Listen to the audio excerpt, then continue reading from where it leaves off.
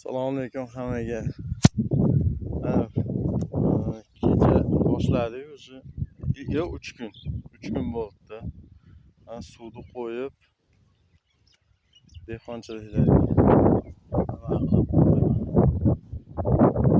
haqiqatan ko'pchilikni bilganda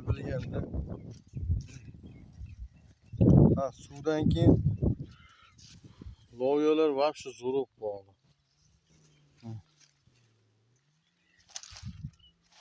So'ljagan baklari, boshqalari yo'q. Men kuzatib ham turibman. Eng hali qiziq narsalarni ko'rsataman endi. Mevalari вообще go'zal.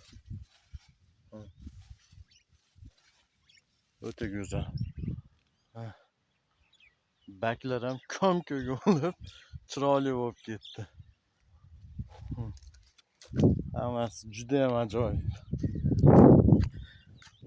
Endi agar anomal issiq bo'lmasa, menimcha pishadi.